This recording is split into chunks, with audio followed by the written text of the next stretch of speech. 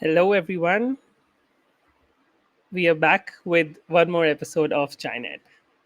So, let me introduce our guest for today. So, today we've been joined by Ankit Sood. Right. Hi, Ankit Sood.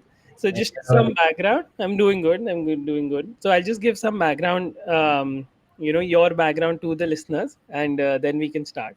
They should know your story as well because it's a very interesting story, honestly. So, Uh, guys, just for some insight, so that's Ankit Sood, as you can see. He's a distributed systems engineer whose career is a perfect fusion of academics and and production excellence. He's working as a senior software engineer on cutting edge distributed systems, stream processing. But there's what's truly unique is that he actually started as a mechanical engineer, and today he's more in what we call deep tech than thousands of developers who are right now working on web development or who've built GPT wrappers and call themselves founders with a background which spans from competitive programming to research to mechanical engineering, scalable parallel algorithms. Now he's actually architecting enterprise level data systems, and he basically represents the best of both worlds, academics and technology. His expertise is in aka reactive programming, which is like particularly noteworthy because these are very advanced skills that actually separates good engineers from the rest of the pack. So that's why we have Ankit Sood today, and his career trajectory shows exactly how to stay ahead of the AI curve, which we're all trying to race, right? So yes, Ankit Sood, once more, welcome to Chinet. Thank And you, Rachit. Thank you for the warm welcome. great. So let's just get down to the questions. So, firstly, let's try to address the elephant in the room that you actually started as a mechanical engineer, right? And now you're in deep tech building distributed systems. So, when was the moment that you actually made the shift? That like at least the mental shift that, okay, this is, I'm studying mechanical engineering, but I'm kind of done with it. I want to get into software. Was it like some specific time when you said that, okay, now I'm switching into softwares, or was it gradual? And how did you actually make the shift? Yeah, the shift is so deep today that it's still surprising when somebody says I was a mechanical engineer. Yes. And it has been 11 years, and is it still the elephant in the room? So, I mean, at that time when I had just joined my undergrad in mechanical, so uh, that time my favorite subjects in school had been physics and computer science. So I got a slightly better college for mechanical, so I had enrolled in it because by that time my perception was like mechanical engineering is an implementation of physics in real world, but things were very different. And yeah, a lot of mechanical engineering revolves around production manufacturing and has very little physics, and that was one reason back then. So I when I got the opportunity, like my luckily my university allowed us to take electives in computer science, which helped me leap forward and it gave me some base to stand upon. So yeah, and now if I look in hindsight, so it was primarily, I mean, if we compare these two fields, like both are equally challenging, right? All realms of engineering and all branches are very challenging. But if we think about it, like see, to learn software or to learn computer science, all you need is a laptop. Okay, if you want to try some new algorithm, if you want to try to tweak something, if you want to even just to solve a simple bug, all you need is a laptop. Now nobody is that is was like I was fortunate enough that I can say it was accessible to me back then, 15 years back, 20 years back. So uh, but nobody would allow you to touch a machine, right? You can't go and say, okay, I want to see how the lathe works, and I would go on a spanner and a screwdriver and open it. So there was a lot of more opportunity to learn, and the results were easy to observe, and it is a field that was continuously growing and got a lot of traction. So yeah, these were the major reasons. Interesting. That's very interesting. But tell me something now. When you look, back, right?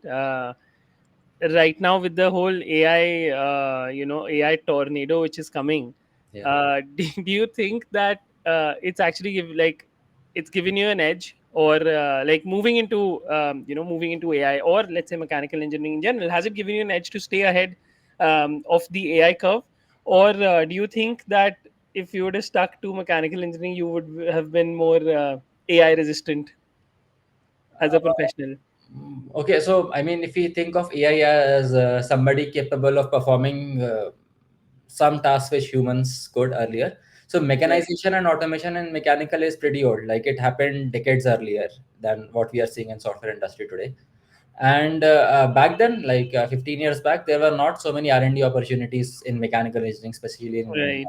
But with the current push like Make in India, I think, I mean, with some amount of automation available in both the fields, I think if somebody is really into a field, if somebody is willing to put their effort, I think both the fields have equally good opportunities. Interesting हाँ मतलब अच्छा point of view है कि अगर अगर है मतलब अगर बहुत ज़्यादा इंटरेस्ट है and you like really crazy about it, तो फिर तो जो भी कर लो वो अच्छी है. It's not like, I mean, not about being in top 5-10%, but yeah, if मतलब अगर घुस रहे हो, like if you are understanding things conceptually and you are willing right, to put time and effort into it, if right. you're not looking for instant results and like ऐसे बस you want to be a millionaire, हाँ. then I mean there are sufficient opportunities in both the. Hmm. Right, that's a good point of view. Now you of course excel in, you've been working in distributed systems, reactive programming. So what is reactive programming? We I think some of our listeners might know what is an actor model, and but explain, like, what is reactive programming, how is it different from our conventional concurrent programming, and what, like, when do you think, what problem is a reactive programming problem? I mean, as the name suggests, reactive programming is about building reactive systems. That is, system which will respond or react to any event. So it is it. I mean, a parallel architecture would be like traditional web services, where it's always about a request or a response, or traditional batch jobs where you give an input data and you wait for some time to get the output. But reactive systems are primarily that you see an event and you start processing. It doesn't have to follow a certain any protocol. It doesn't have to follow HTTP. It doesn't have to have an I mean, it will just respond to messages. So and one example of that is event driven systems, like we talk about data pipelines, and there are self scalable systems like I mean, you have like all these cloud providers provide elastic storage, elastic compute. So this again is a form of reactive system. They will react to incoming load, and when you see the load is exploding, they will bring in more compute and more storage. So all of Right. these are reactive systems. And talking particularly about Akka, yeah, it is an actor model, and which is based on message passing, similar to how other reactive systems work. And yeah, if so, yeah, I forgot what was the last part. Mhm. No, I think that's. I just wanted your tips on what, like, your description on a reactive system. Yeah, But what I want to ask in reality is that, yeah, from what I have learned, that this actor model and reactive system, these are old technology, right? These have been like, these are technologies from the 1970s, 1980s. right, right, Now what do you think, what has changed that suddenly people are again talking about all of these things in the last 2 to 3 years, the moment we've entered the whole AI generation? So what has changed that after almost 50 years this technology has suddenly come back and become like the talk of the town? right.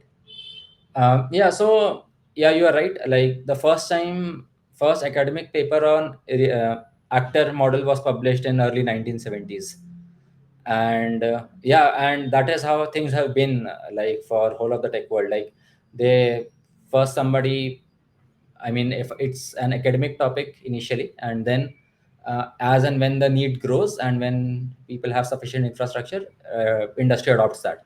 So though the first the first publication was in the early 1970s, it was not until mid 90s that Erlang adopted the actor model in its Right. yeah, in its set of Right. libraries. So Hmm. and it's not only for Akka, like even when we are talking about AI, the building blocks of AI, neural networks, were conceptualized in mid 1930s, and a Right. lot of groundwork on neural networks had been done in 1970s. It was just that we did not have enough compute to translate those mathematical models into an implementation which will give results on real world data. So it's a, yeah, so, and that's how things have been, like they Hmm. are, some research is done, and later on people, like researchers, are able to anticipate what we will need Right. decades And then ahead. eventually, after a couple of decades, that those things come into production, right? Yeah. So answering Interesting. the second part of the question, like, see, they are, in agentic AI especially, Akka is, or actor model is gaining popularity. That is because if we take a high level view, like a 10,000 feet view of what a agentic AI system is. So there is an LLM for sure, and then there are a bunch of processes, dozens of processes talking to each other, coordinating amongst themselves, distributing tasks, recovering from failure. And this is what actor model is all about. It was, though LLM is a very new concept, but these set of problems, like inter-process communication, failover, restart from failover, and stateful processes communicating with each other, coordinating, that is a problem which had always existed. It had existed since decades. And that is why actor model was introduced. And now when we see a similar problem in agentic AI, we know that, okay, there is a off-the-shelf solution available. So that is a primary reason why, uh, It has suddenly come yeah, up, right, after the yeah. whole agent, and they've actually rebranded, right? No, I would not say rebranded, but they've actually repositioned. Like Akka itself is repositioned themselves as a framework for agentic AI Yeah, systems, right? everybody wants to be a part of the race. So Yeah, right, that's true. But there's also one more thing, like reactive programming. Yes, I agree, but even streams, right? Like that's, I feel, for our listeners who want to I also understand a bit about streams in general. So when you're chatting, right, when you're, let's say, chatting to something like a chat GPT, and you can see what it's thinking, right? It gives you these outputs, that okay, this is this is, and the outputs keep on, like, you get that typing effect where you feel that chat GPT is typing. That's actually stream processing, right? And right, that's also very old. That's an old technology. It's always been there. But yes. now suddenly, things are again exploding. Like these are all old things coming back. We're Hmm. seeing that, real time AI inference pipelines have become commonplace, right? But from your experience, is stream processing easy? Is it hard? If it's hard, then what's the hardest part? And where do teams get these things wrong? Because these are like technologies that no one used. So like, what are your thoughts about it? So yeah, if we think about stream processing, like a lot of it works on aggregated data. So not a lot of it, but a significant part. Yeah. So it works if we think about that. So basically, there we are just reducing the batch size. So if we, our batch jobs earlier used to have petabytes of data, now they have data worth few seconds or couple of minutes. So it's one aspect of stream processing is that we are just reducing the batch size, and we want to get instantaneous results, and for that we are shrinking the size of the data. But the place where it differs from batch processing is that you cannot see the same data twice. So if a Right. data is gone, like if a batch system fails, you can start it all over again. Okay, the data is always going to stay with you. But if suppose you have a stream processing system running on certain set of tweets by a few people or on certain topic, so the volume at which it's getting generated is that you cannot afford to see the same. The system cannot afford to see the same tweet twice. So whatever you have to do, Right. you have to do in the first glance that you get. So that is what separates, uh, I mean, stream Stream from processing from batch. batch systems, Yeah. right? Right. But tell me, if let's say we have a perfect batch processing system, right, which works like perfectly, where let's say there are no duplicacy and nothing like that. And do you think we still need stream processing, or is it's just like it's just over engineering for, let's say, our agentic AI systems? No, I mean, so like, as we are saying that if we have a perfect I okay if I okay we have a perfect batch processing Batch system. processing system. So see, again, perfect means that maybe it won't fail, and maybe it will. Okay, you define perfect. Yeah, let's say it's not, it doesn't fail, and it can actually handle like very very small batches and keep on pushing data. Okay, so essentially, that can be a substitute, but there are certain problems like stateful stream processing. Hmm. Okay, when you have, it's not about just one stream of data flowing, but you have multiple streams, parallel streams running, both are coordinating, they have shared memory, they have shared state. So such type of workloads are not supported in batch processing. Like, I mean, just if I try to think of an example, suppose you have a recommender system which gives you news feeds from 10 different news sources. Okay, Right. it's not possible, I mean, and you want to build a news dashboard where you say I'm the first one to show news from all of these 10 sources.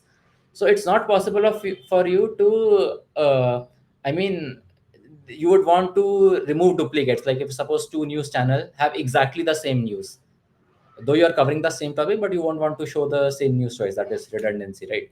So that is the place where these parallel intersecting streams and shared Come state in the roles come picture. into picture. Right. And such the requirement of such building such software was not there before stream processing was conceptualized. Hmm. True, true. That makes sense, and that's all which is coming now, and that is all which is now needed when we have that much compute, when we have these kind of use cases. That's very well thought of, and yeah, that's kind of true. So, do you think people should learn stream processing and actor model versus, like, I would say, like, normal as in, your web developers or your indie hackers or your people who are like right now in the initial stages of either their career or their startup journey? Do you think those are technologies which are important for them to understand and learn and use? See, when we talk up in the tech world, there is an ocean which nobody can consume. Right. You cannot I mean, there are a lot of things which in the same field I don't know. There are a lot of things in web development which I don't know. So it's very difficult for somebody to know everything, but if somebody wants to explore, it's a very very good and promising growing field to explore. Right. Other Right. than that, also, like, I mean, this its scope is growing, but it's not that other things are losing relevance. Like, we had ETL, then we had ELT, then we have Right. smart batch processing. Even Right. though those have their own use cases, it's not that they are obsolete, or I mean, they are also evolving, they are adapting to new solve new problems. So I mean, like, yeah, wherever we want to go, like, just put our heart and soul into it, and it will be good. Yeah, true. That's true. So we have a question from the viewers, from Sagar, where he's asking that which are the good companies one should join to get enterprise level experience in agentic AIs. And I think I'm from what I understand, what he's asking is that as a developer, what company should you target, right, so that you can get that experience versus, because I'm sure we're after, if someone listened to you in the last 20 minutes, it's very clear that this is something that can help people stay relevant in the whole AI industry. When Cursor is writing all your most of your software, this is something which people cannot Yeah. Cursor their way into. So which companies, what are the companies which are doing the best of the best in agentic AI? So I mean, if you I mean, be there on LinkedIn, and we follow a bunch of companies. Like, all major product based companies are are trying to find relevance in that AI race. And yeah, I mean, a lot of companies are building their agentic AI models, but what I feel is that I mean, this is just one problem to solve. Okay, like, not every company and every team or every business unit will try to build an agentic AI. There will be a handful of Right. systems, and once they have reached a certain level of competency, everybody will like buy their licenses, adapt to them, switch over to them. So if somebody really wants to, like if Sagar, like if you really want to build agentic AI systems, it's not about which company you want to join.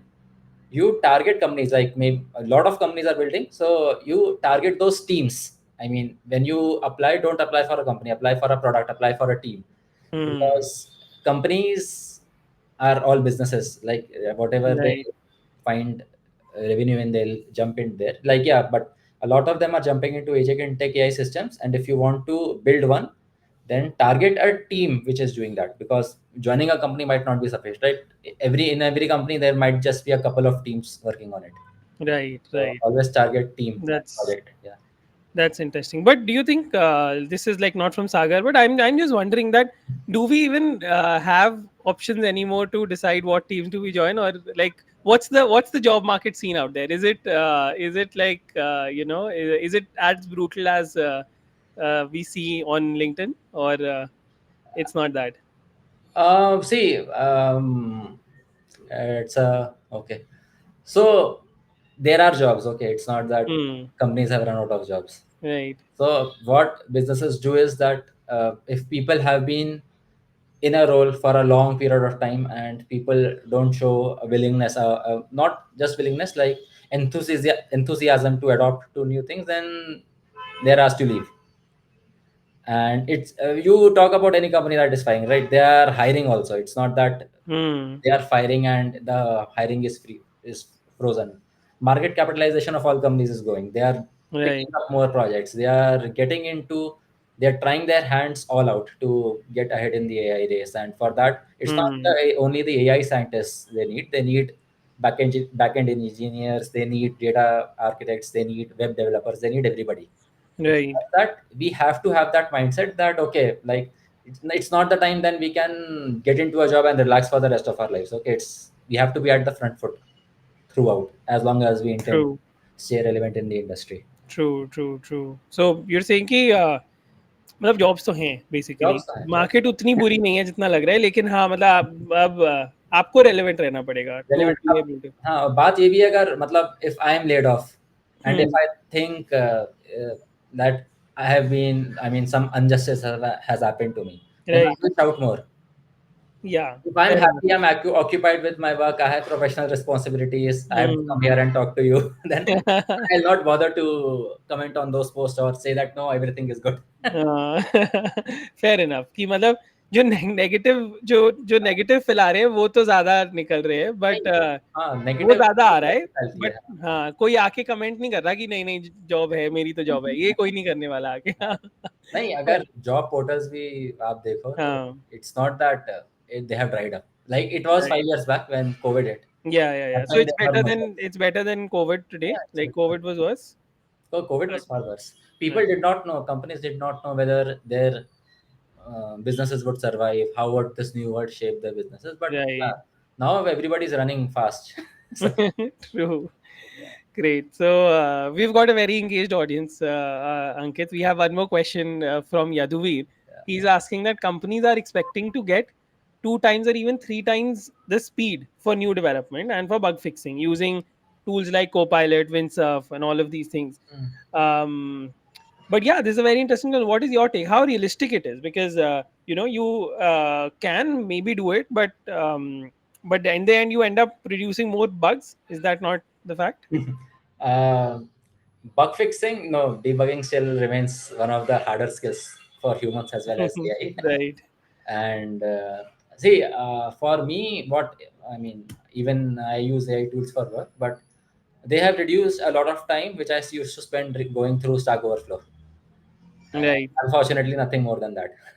Hmm. That is, I mean, a significant leap. It's not that it's nothing, but they cannot replace us. I mean, it's not that, or they cannot solve bugs. They cannot.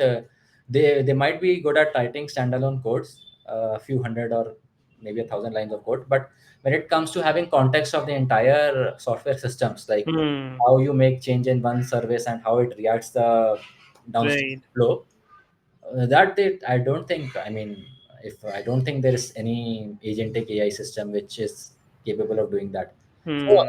yeah, like always, like I mean, uh, people tend to over estimate the. I mean, it's one of the overhypes of AI tools that I feel. Hmm. It has Right. always Right. has it has always happened. Like when we were in school, that dot-com bubble cry, Yes. the Right. Right. bubble burst. So people used to think. I mean, if you go back in that time, so everything, anything, any business that had a website was a very good business. Hmm. Right. So it's not that websites ceased to exist after that. Okay, like most of us started in software development with building websites. We can Right. do that, but also it's not that having a website is It's gonna make or break your business. It does not mean that. Yeah. so yeah, it's like that. Like Right. I mean, people making these claims are top leadership, and they don't get to do that much of all hands. So True. hands True. on, although so yeah. Right. No, that I makes was sense. reading another article the other day. It said that in 2024, some 42% of business leaders said that agentic AI in some cases has reduced productivity. Hmm. That's exactly. And That's what. now that number has risen to some 50 to 53%, basically. Wow. So 50. You're saying 52% leaders have said that AI has reduced At the times it productivity at reduces times. productivity. Right. I think especially for people in your field, right, who are like actually designing distributed systems, who are actually, not. I think web development is somewhere where it might have increased productivity, but for for anything apart from that, it's still a long way to go. So Yeah. there's one more question from Harshvardhan Singh. He's asking, how is AI changing the way you design distributed systems? And he's saying, what tool do you recommend to get started in this field?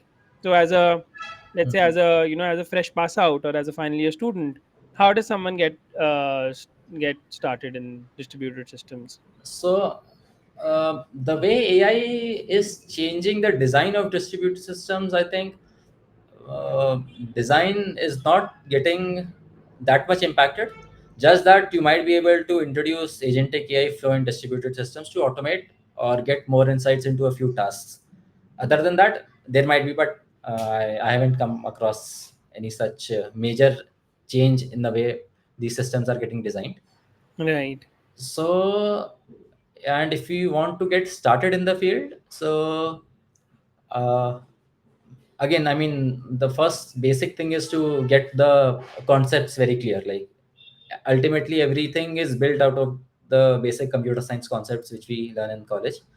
So get those things right, and then maybe, I mean, for a beginner it might be like, if you are into web development or if you have certain experience of building web services, just try to see, like, to manage an incoming access load, how can you replicate the system. Like, if suppose you have a website, can you containerize it and put it in a Kubernetes, because that will take care of auto scaling. It's not that you cannot do without it, but just to get started, just to get a feel of it, and then you see how is the behavior of these. I mean, when you talk about this replication, like, how does it vary when you are replicating a web service versus when you are replicating a data store or a database.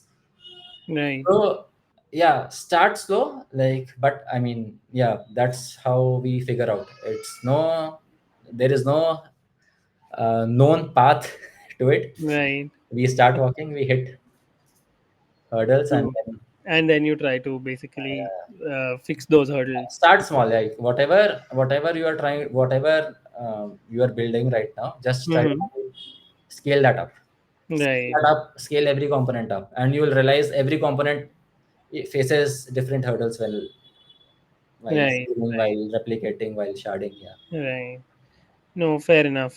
So I think we're running out of time, but we have two more questions. Okay. So, guys, we'll take these two questions, but we won't take any more after this. So, one from Webhav Moria, that what skills do you personally recommend learning in 2025? What challenges do you face on a daily basis as an engineer, and what advice would you give to a junior developer who are just starting out in the field?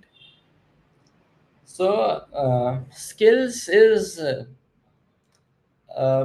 whenever you pick up anything, right, try to understand it conceptually, because again, Rachit earlier mentioned, right, we were talking that independent modules of code are already being written by AI, and for that humans are not required. So 10 years back we used to have WordPress developers, and Right. I think those jobs are gone now.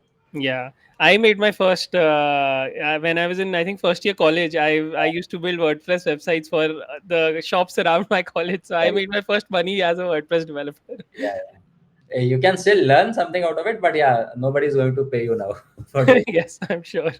So yeah, understand things conceptually and try to have develop a systems knowledge, like you understand how the underlying systems work. Don't follow the fad, like if there is no such thing as quick money, or there's no such thing that you can get successful instantly. It will take time. And but whatever field you pick up, if you are just putting constant effort trying to grow there, trying to get a deeper understanding of the systems, I mean, there is no field which is going to lag behind. I mean, So everything is going to basically, work. like, don't just finish your task. Yeah, Understand, go deep. Try to understand what is happening behind what is actually happening. I think that's very solid advice, and I think we've all come this far doing that, and that's what makes a lot of difference, right? If you're just doing your task or actually going deep. Super. Last question from Chandrabhushan Singh, that if you had to build a real-time AI app using Akka, what would that app be? uh, if I had to build a real time, yeah, yeah, it would probably be a rag. Right, Yeah, right, right. yeah. I mean, So for Chandra, can you explain what is a rag and why? Like, why would you do that? uh, so uh, uh, rag is a this thing. Uh, you have these LLMs, and we have. I'm just trying to recollect. Retrieval augmented generation is what RAG stands for. So, if you Yes. talk to a system like ChatGPT, it's going to give you information on what um it has been trained upon, but but we don't know what data it was used to train upon. So just we use the LLM and we restrict its knowledge base. We say, okay, this is your database, or this is your ebook, or this is your CSV file. Only answer questions from the information that you can find here. Right. So that is a oversimplified version of RAG. Right. No, So that makes sense. That makes sense. So, guys, just for the juniors watching, basically, it's one of the core concepts which is right now running behind all chatbots and all AI receptionists and everything what we're seeing in the world. I think that's like one of the core concepts, and that's a very interesting problem statement. Even for WebHub, Hush, if you guys were wondering where to start with, this is a very interesting thing to build. That yeah, build a RAG system and try it out, right? So where you basically put some outside knowledge on top of an LLM, and then you try to limit. So it can be something as simple as if we want to build a chatbot for a shop, right? So the knowledge of that chatbot should be limited to the knowledge of the shop, right? So that they can answer what kind of hair, like if it's a saloon, then what kind of a haircut, what kind of a beard, कि वो शाहरुख खान वाला hair cut चाहिए या सलमान खान वाली दाढ़ी चाहिए, तो वो सब, all of that is done through a RAG system, and that's a very good proposition because I think that will solve like a very core that'll give you a very core understanding of a lot of things. yeah, Wonderful, great, Ankit. It's been fantastic having you, and just one last advice, and this again goes back. So maybe again this is way back 12, 13 years back when you were a mechanical engineer. okay, You wanted to get into software systems. right, Let's say there's a mechanical engineer, or let's say there's anyone watching from a non-software field, right? And they are thinking that they should get into software. Now a lot of advice we are getting now, I'll be very honest, and a lot of advice I've also given is to people that, guys, see, don't get into software because there are no jobs, there are very less jobs. And even a couple of the previous speakers who've come, they've also said that, listen, like if someone asked me, do you want to get into computer science, we would say no. But what is your advice for someone who's in a who's already studied, who's in a non CS field?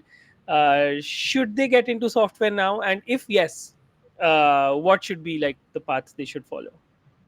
So I mean, if you real don't go in for fad, that because that's going to fade Mm, away. And right. so if you really want to into it, and I mean that's our highest priority, then go for it. It's not that there's any harm, or see, AI is going to eat up jobs. It's going to eat up jobs from every plate. It's not only that it's taking up software jobs. Right. A lot of other jobs, like which I mean, which are more process oriented, will be the first one to get affected. So if you are in that role, like which is just process oriented, like there's a fixed line of events that have to be followed, so that Mm, sooner or later get automated. So in that case, if you want to get into software, so yeah, I mean, it's again, I'll touch upon the same advice which I've been giving. So work on concepts, work on core concepts, and don't be impatient. Have realistic expectations from your own self. So don't think like doing a 6 month course, 1 year course, 2 year course, it's going to bridge the gap. It has to be done iteratively. It has to be done consistently and methodologically. Sorry. So, right. Right.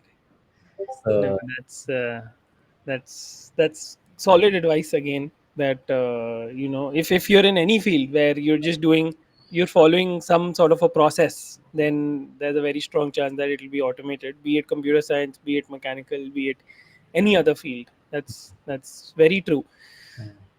Great. I think I wanted to ask a lot more questions, but I think our our audience was also very inquisitive, and I think that the credit goes to you and your background, and everyone wanted to pick your brains on a lot of things. it has been a like a evergreen question. Like I remember answering one question on Quora.